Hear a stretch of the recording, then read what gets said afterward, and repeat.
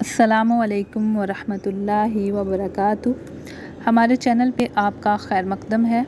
Video شروع کرنے سے پہلے آپ سے درخواست ہے کہ آپ ہمارے چینل کو لائک کریں، سبسکرائب کریں اور بیل آئیکن کو پریس کریں تاکہ آنے والی اچھی ویڈیو سب سے پہلے آپ تک پہنچے۔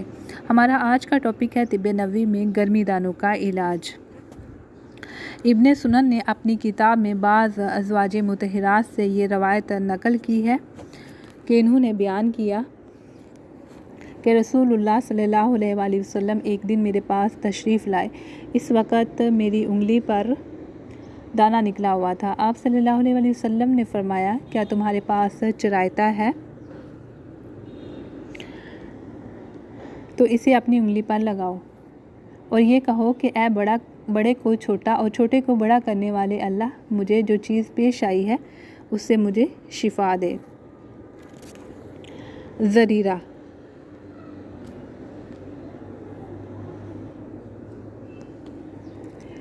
زریرہ ایک ہندوستانی دوا ہے جسے جڑ سے حاصل کیا جاتا ہے۔ اس کا مزاج گرم و خشک ہے، معدہ، جگر کے ورم اور استسقاء کے لیے نافع ہے اور اس کی خوشبو سے دل کو تقویت پہنچتی ہے۔ صحیح میں سیدہ عائشہ سے روایت ہے، سیدہ عائشہ نے فرمایا کہ میں نے رسول اللہ صلی اللہ علیہ وآلہ وسلم کو حجۃ الوداع کے موقع پر احرام باندھنے اور کھولنے کے وقت اپنے ہاتھ سے چوبی خوشبو لگائی۔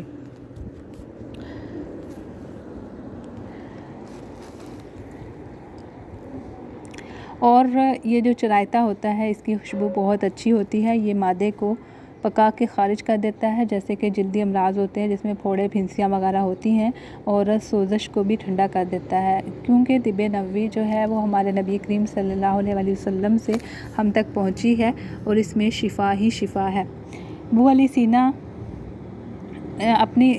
اپنا اظہار رائے کرتے ہیں کہ آگ سے جلنے کے بعد جو چیز سب سے زیادہ مفید ہوتی ہے وہ چرائتا ہے، جسے روغن گل اور سرکہ کی آمیزش سے تیار کر کے لگایا جائے۔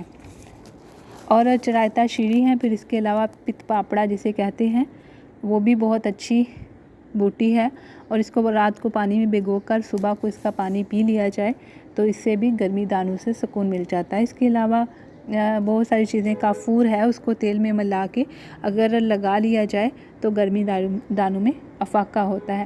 اس کے علاوہ ٹھنڈی چیزوں کا استعمال کیا جائے، ٹھنڈے مشروبات جیسے شربت سندل ہے، ان کا استعمال کیا جائے تو یہ بھی مفید ہوتے ہیں۔